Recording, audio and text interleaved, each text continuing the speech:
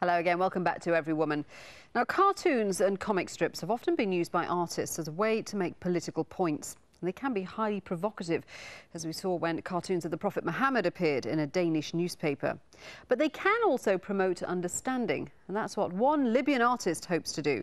Asia Alfazi draws a comic strip influenced by Japanese manga cartoons, aimed at reconciling different cultures. Brought up in Scotland, Asia is currently working on her autobiography. Every Woman went to meet her. This is a caravan. This is where I work. It's practically my study, and I work there because home's quite crowded, so that's why it's my personal space. I can be completely how I want there, and that's the best place for me. This chapter that I'm drawing at the moment, it's one of the most, say, negative chapters about Libya. Well, at least the schooling system there, because there's a lot of cruelty that happens there. It took me a lot of time to be able to draft the whole chapter, a lot of time, because there were a lot of memories that I did not want to bring up at all. So now I had to bring them up and document them forever.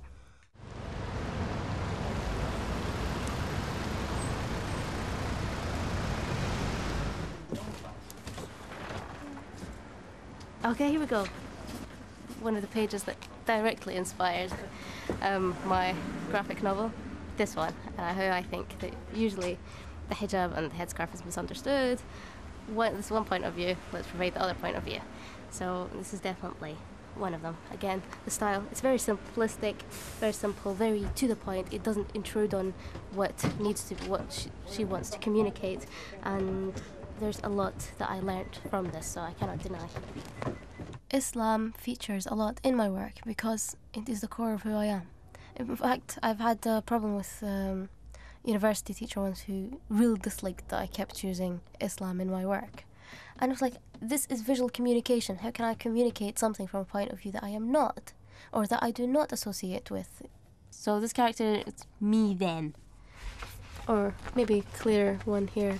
Yeah, that was when I first wore the hijab, I think. So that was from the story when I first wore the hijab and went to school with the hijab. I entered when I was 5 years old. So it was kind of like wrong of me. So the class was like, oh, did you lose all your hair? Is that why you're I'm like, no, I've still got all my hair. So if you look at women, okay, women are usually drawn in a kind of, you know, we're catering for guys thing. And this will not usually appeal to other women. So yeah, women have to step up and do something about that. Within the comic medium, women are rare. And I say comics because I differentiate between comics and manga. When you go into manga, it rises up to 50% or something, and maybe even more than that. So there are many, many, many manga artist ladies or females. My ambition is to better the world for Allah's sake. This is in a nutshell, but of course through what means. So it's like communicating through the art, to inform, to just communicate, to bridge gaps between the different societies that have for long misunderstood each other, and to eradicate a lot of misunderstandings that are prevalent within today's society and which contribute to the whole, the fear thing and the whole lie about clash of cultures. I don't think a clash of cultures need ever happen. Very talented cartoonist there. Now, another young woman who's using her art for political ends is Kimmernach, a star in her native Greenland and in Denmark, where she now lives. Her songs highlight the plight of Greenlanders, who many feel are discriminated against by the Danes who rule over them. In the 1970s, artists in Greenland came up with a genre of music called settlement rock, music which celebrated Inuit culture and identity. Now, many believe it was this music which galvanised the island into demanding autonomy and self-government. Now, decades later, Kimmernach is taking up the fight.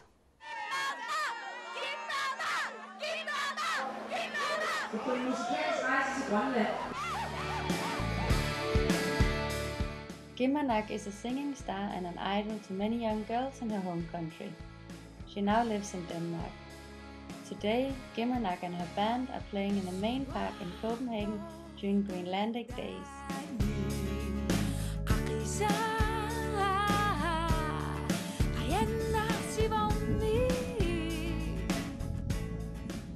grønlænder vil aldrig kunne se. Jeg vil selv heller aldrig kunne se mig som dansker, selvom jeg er halvt dansker og føler, at jeg er integreret her i Danmark. Vi vil aldrig kunne blive danske på Grønland. Tværtimod. Greenland is an old Danish colony. In 1979, Greenlanders won home rule, but is still under the Danish crown. Day by day, the desire for independence grows stronger.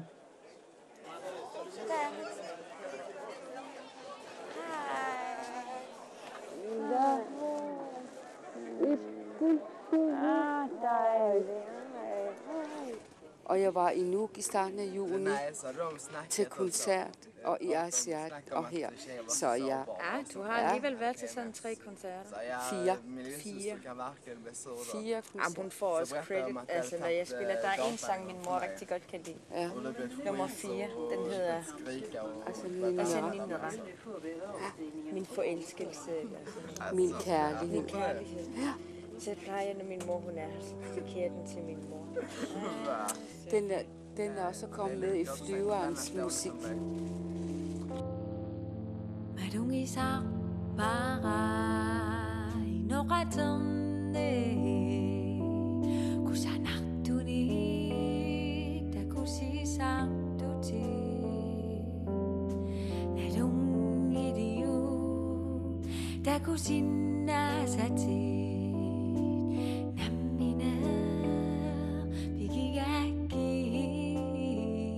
Så det handler om, det er bare at tro på dig selv og frem med det. Vi er jo pissedygtige, vi kan pisse meget, og brug det, du har fået af naturen, der hvor du er vokset op. Og, altså bare det der med, at vi skal fandme være stolte af, hvor vi kommer fra, fordi vi også hører under Danmark. Måske for 250 år siden levede vores eget liv og havde det godt, og gik på fangst og havde vores eget religion, og så kommer den hvide mand og fortæller, at det er jo alle steder på landet, der er blevet kolonialiseret.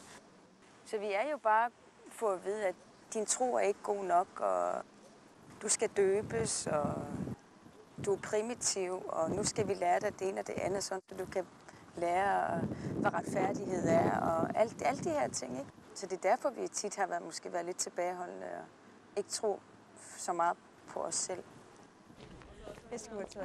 Min tanke var jo bare at studere her og så komme hjem. De uvidende danskere, så jeg kan sige det på den hårde måde, de tror jo, at vi alle sammen drikker og ryger has og sidder på Christianshavns Torv og råber og skriger. Når de møder nogle almindelige, velfungerende grønlændere, som der er, som så mange af dem, bliver sådan, ej, hvor taler du godt dansk, og når du har et fast arbejde, nej, du stewardesse, nå, ej, nå. Fordi tingene er sket så hurtigt på Grønland, så er det medført, at mange ikke kan følge med i alle de her hurtige forandringer, der sker, og så drikker man, og så flygter man lidt fra alt det her, hvor man føler sig mindre værd.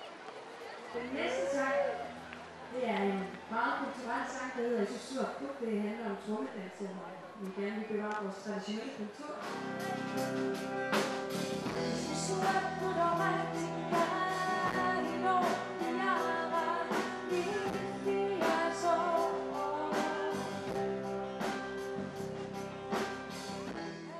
Vi var sådan en vennekreds, fra jeg var 13 år, som hang meget sammen hjem fra hjembyen.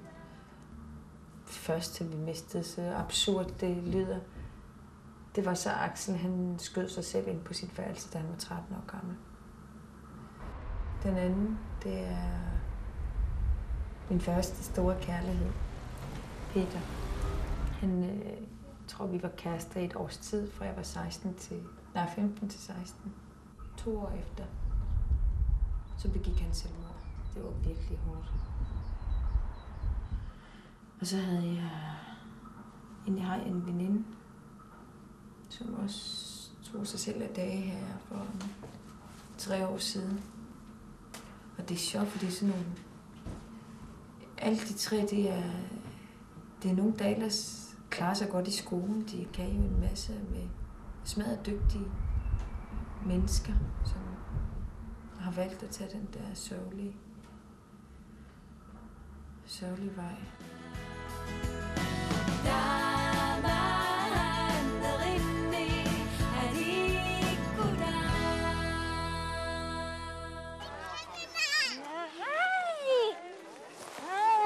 Did you see Auntie Kimmernach play? Sing! Jeg har fået, mens jeg har været på Grønland her på det sidste, det er, at jeg gør dem stolte af at være grønlænder. Det er virkelig det største, jeg nogensinde har fået af en kompliment.